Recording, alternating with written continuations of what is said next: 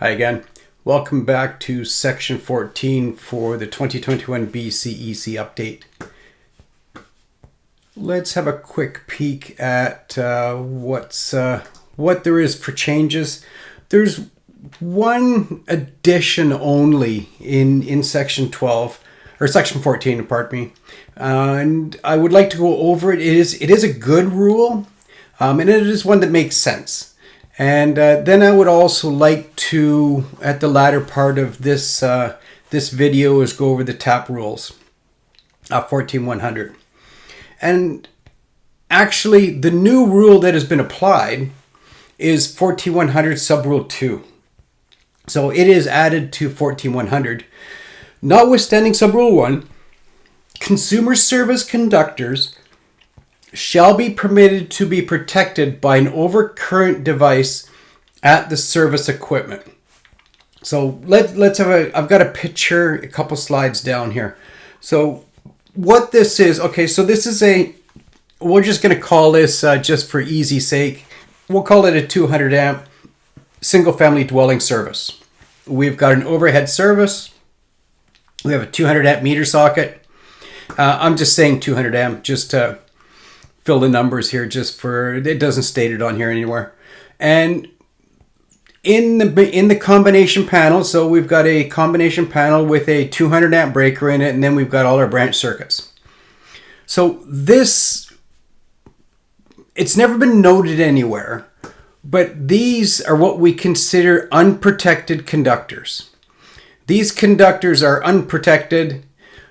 But this rule actually specifies that this main breaker is going to protect these conductors for overload.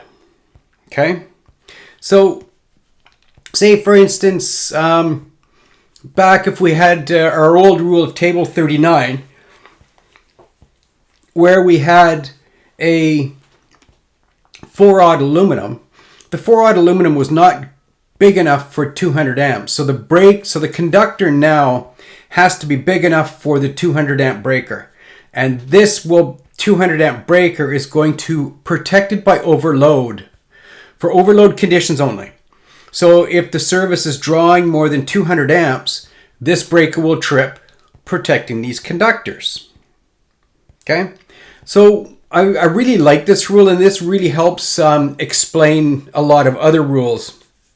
The one thing it doesn't do, it does not protect these conductors. Oops, sorry about that. It does not protect these conductors under a fault condition. And we actually go and... So there's an Appendix B note. Consumer service conductors terminate at service equipment where the overcurrent device is located. This device provides overload protection but not short circuit protection for the conductors on the line side of the service equipment. And that's all it's protecting. It's protecting it by overload conditions only. So if we look at it again, if there's a fault here, if there's a fault anywhere between, we're going to say, the point of attachment and back into right at the main breaker, it will not protect it from an overcurrent protection. It will not protect it from short circuit. So if it's short circuit, if it goes to ground, it will not protect it. It is only there for an overload protection.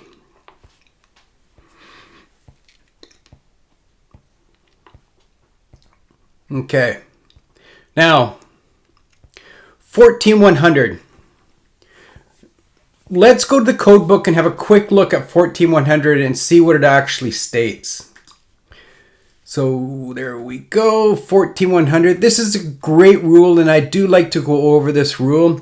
So the one that we talk about in most forums is A, B, or C. So first of all, it is 14100's overcurrent protection of conductors. And A, B, and C will tell us when we don't need overcurrent protection. So let's have a quick look here. Each ungrounded conductor shall be protected by an overcurrent device at the point where it receives its supply of current, and at each point where the size of the conductor is decreased except that such protection shall be permitted to be omitted in each of the following cases. A, where the overcurrent device in the larger conductor properly protects the smaller conductor. Okay. So in that instance, if you had we're going to say a 200 amp splitter and everything left the 200 amp splitter, two switches, regardless of size, smaller than 200 amps, if there was 3/0 copper running to it, it'd be fine. No problem. No question. Subrule B,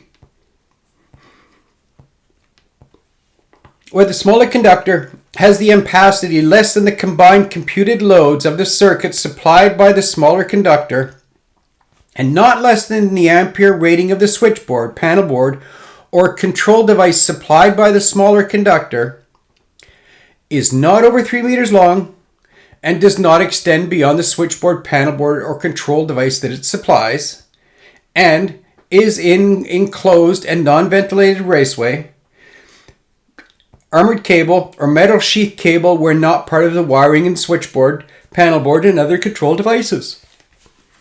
Let's have a quick peek at that. So now if we go back to, okay, that's the code book.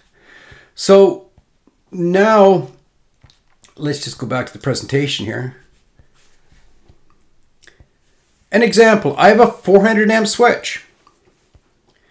I go to a 400 amp splitter. I come off of this 400 amp splitter up to a maximum of 10 feet, or 10 feet, 3 meters, it's the same. I got a 40 amp breaker. I have a number 8 on here. So this is a number 8 copper.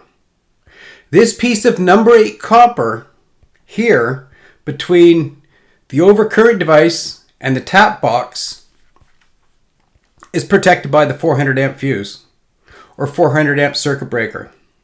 Okay? It's considered protected. If this was to go to ground, this should trip out the overcurrent device. Or if it goes to phase, code book. Now let's look at C. Excuse me for just a moment. C, where the smaller conductor, I, or 1, has the ampacity not less than 1/3 of the larger conductor from which it is supplied, and is suitably protected from mechanical damage, is not more than 7.5 meters long, and terminates in a single overcurrent device rated or set at the value not exceeding the ampacity of the conductor, but beyond the single overcurrent device, the conductor shall be permitted to supply any number of overcurrent devices. Okay, so now let's have a look at that. And I've got another picture here. So this is a typical, we're going to call this an installation. So to the right here, we've got a feed coming in. We've got a splitter. Okay. Then we've got disconnects on the splitter. So our feed comes out of the splitter, goes up to the line side of the switch, goes up to the line side of the switch. So the length of these conductors in here, I'm going to say by looking at it that they're less than 3 meters long. So I can really use whatever size I wanted to. There's no limitations. Now let's go to the left. Picture on the left here. So I have a 600 amp switch. I have a 600 amp splitter. I have, let's just for example say this is a 100 amp switch and this is a 100 amp switch. If this is less than 3 meters long, and it is in a non-ventilated raceway or armored cable, these conductors, I'm going to say, could be a number 3 copper, because it meets the criteria of 1B. Now, I could also do is at 1A and run a 600 amp conductor, but it's going to be really tough to get a 600 amp conductor under a lug in a 100 amp switch. the scenario to the right, because it's more than 3 meters, but less than 7.5 meters, I have to have the conductor ampacity cannot be less than a third of the larger of the conductor's ampacity. So if this conductor here feeding this splitter is 600 amps, this conductor from feeding this 100 amp switch cannot be less than 200 amps. Okay? So I could have a 100 amp breaker in here, a 100 amp breaker in here, or 100 amp fuses, and if it's less than 3 meters, I could use 3/0 copper. Because this switch to the right is greater than 3 meters, but less than 7.5 meters, so greater than 10 feet, but less than 15 feet, I have to base it on subrule C, which states not less than the third of the larger conductor's ampacity. The larger conductor is this conductor here feeding the splitter. So this conductor feeding this 100 amp switch over here would have to be good for 200 amps.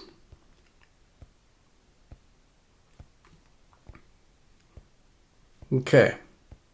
If you have any questions on this, don't hesitate to give me a call or send me an email and we can chat about this. This is a really important rule that quite often a lot of people miss this one, especially between the 3 meters and the 7.5 meters. Quite often if they'll put it in, they think they'll be doing it right, but unfortunately these conductors we often find greater than 3 meters and between the 7.5 meters not sized correctly.